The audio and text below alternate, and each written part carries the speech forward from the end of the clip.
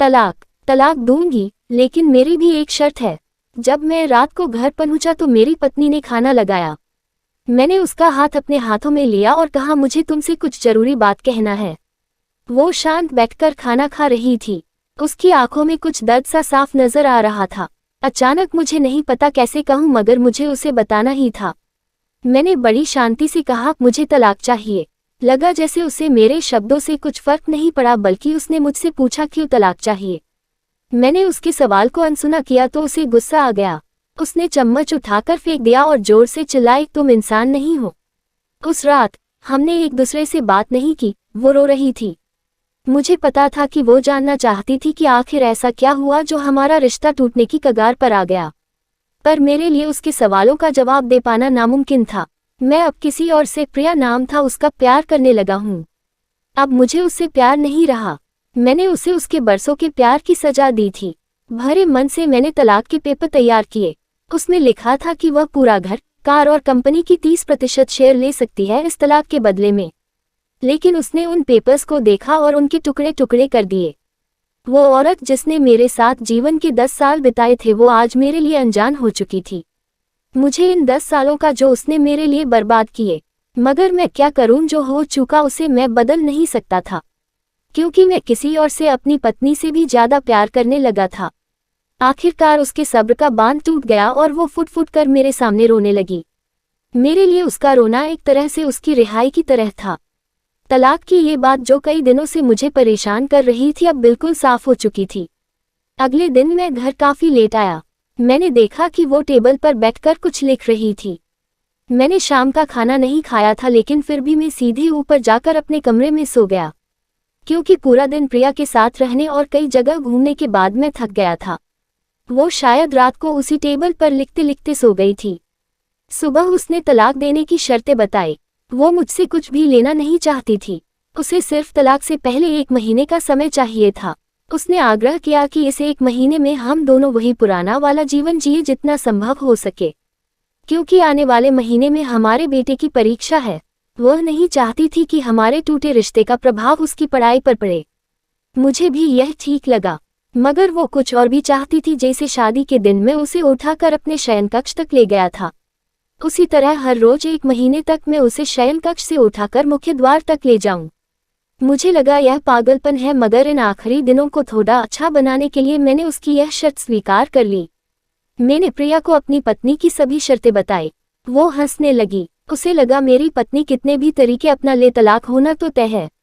मेरी पत्नी और मैं किसी से भी इस दौरान नहीं मिले थे, लेकिन उस दिन जब मैं उसे पहली बार उठाकर गेट तक लेकर गया तो हम दोनों काफी अजीब महसूस रहे थे। पीछे से हमारा बेटा भी खिलखिलाकर खुश हो रहा था। अगले दिन ये काम थोड़ा सामान्य और आसान हो गया। वह मेरे सीने से लगी थी और मैं उसकी खुशबू महसूस कर रहा था। ऐसा लगा जैसे कई दिनों बाद मुझे ये खुशबू मिल रही थी, या फिर कई दिनों से मैंने उसके होने का महसूस नहीं किया था। पहले जितनी उसमें वो कसाव नहीं था, और चेहरे पर कुछ हल्की झुर्रियां नजर आ रही थी, और बाल भी सफेद होने लगे थे। ये वही औरत थी जिसने अपने जीवन के 10 साल मुझे समर्पित किए थे। चौथे दिन जब मैंने उसे उठाया तो वो पुरानी रोमांच लौटने लगी थी। 5वें और 6ठे दिन वो पुराना प्यार फिर जागने लगा। मैंने प्रिया को इस बारे में कुछ नहीं बताया था। अब उसे उठाना और आसन हो गया था। शायद हर रोज ये सब करने का मैं आदी हो गया था। एक दिन वह अपनी पसंद की साड़ी निकाल रही थी, लेकिन कुछ खास नहीं ढूंढ पाई। उसने सांस भरते हुए कहा कि उसके सारे कपड़े बड़े पड़ने लगे हैं। तब मुझे पता चला कि वह काफी दुबली हो गई है, और इसीलिए मैं उसे आसानी से उठा पा रहा था। मेरे दिल को एक झटका सा लगा। उसने अपने दिल में काफी सारा दर्द छुपा रखा था। पता नहीं कैसे मैं आगे बढ़ा और उसके सिर को छूकर देखा। अचानक हमारा बेटा आया और बोला कि पापा, ये तो मम्मा को उठाकर बाहर ले जाने का समय हो गया है। उसके लिए अपने पापा द्वारा मम्मा को इस तरह उठाकर ले जाते हुए देखना जीवन का अभिन्न हिस्सा बन गया था। मेरी बीवी ने हमारे बच्चे को बुलाया और जोर से उसे गले लगा लिया। मैंने अपना चेहरा दूसरी तरफ कर लिया। मुझे लगा कहीं मैं अपना निर्णय न बदल लूं। मैंने अपनी पत्नी को रोज की तरह उठाया और बेडरूम से सिटिंग रूम होते हुए हॉल तक लाया। उसने प्यार से अपने दोनों हाथ मेरी गर्दन के आसपास रख दिए। मैंने उसे जोर से पकड़ रखा था, बिल्कुल हमारे सुहागरात की तरह, मगर उसका इतना कम वजन मुझे परेशान कर रहा था। महीने के आखिरी दिन जब मैंने उसे उठाया तो मेरे लिए एक कदम भी चल पाना मुश्किल हो रहा था। हमारा बेटा स्कूल जा चुका था। मैं अपनी कार से ऑफिस गया और कार से कूदकर बाहर आ गया बिना कार को लॉक किए। मुझे डर था कि अब एक पल की भी देरी मेरा इरादा बदल देगी। मैं ऊपर गया। प्रिया ने दरवाज़ा खोला और मैंने उससे कहा, सॉरी प्रिया, अब मैं अपनी पत्नी से तलाक नहीं लेना चाहता।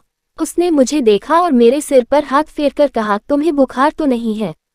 मैंने उसका हाथ हटाया और कहा, सॉरी प्रिया, अब मुझे अपनी पत्नी से तलाक नहीं चाहिए।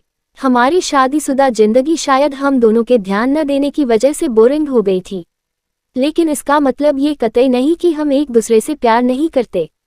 अब मुझे एहसास हुआ है कि जिस दिन मैं उसे शादी करके अपने घर लाया था उस दिन से जीवन के आखिरी दिन तक मुझे उसका साथ निभाना है। प्रिया के होश उड़ गए। उसने मुझे एक जोरदार चांटा जड़ दिया मेरे मुंह पर। वह रोने लगी और दरवाजा अंदर से बंद कर लिया। मैं सीढ़ियों से नीचे उतरा और आकर अपने कार में बैठ गया। आगे एक फूल वाले की दुकान पर रुका और अपनी प्यारी पत्नी के लिए एक सुंदर सा गुलदस्ता लिया। दुकानदार ने पूछा कि इस पर क्या लिखना है। मैंने मुस्कुराते हुए कहा कि मैं तुम्हें जीवन के आखिरी दिन तक यूं ही उठाता रहूंगा, मेरी अर्धांगिनी। उद्धरण चिन्ह। उस शाम जब मैं घर आया हाथों में गुलदस्ता लिए, मेरे चेहरे पर एक मुस्कान थी। मैं ऊपर अपने कमरे की तरफ भाग कर गया, लेकिन तब तक वह मुझे छोड़कर इस दुनिया से जा चुकी थी हमेशा के लिए। वो कई महीनों से कैंसर से लड़ रही थी, लेकिन मैं प्रिया के साथ इतना खोया हुआ था कि कभी ध्यान ही नहीं रहा। उसे पता था वह जल्दी ही मुझे छोड़कर जाने वाली है, इसलिए वह मुझे और मेरे बेटे के रिश्ते को टूटने से बचाना चाहती थी। मैं नीच उससे तलाक लेना चाहता था, लेकिन फिर भी उसने मुझे अपने बच्चे की नज़रों में एक प्यारा पति और पिता बना दिया था। जीवन की छोटी छोटी बातें रिश्तों में बहुत महत्व रखती है। बड़ा घर, बड़ी कार और बैंक बैलेंस ये खुशियों का हिस्सा जरूर बन सकते हैं, मगर अपनों के बिना इनकी कोई कीमत नहीं।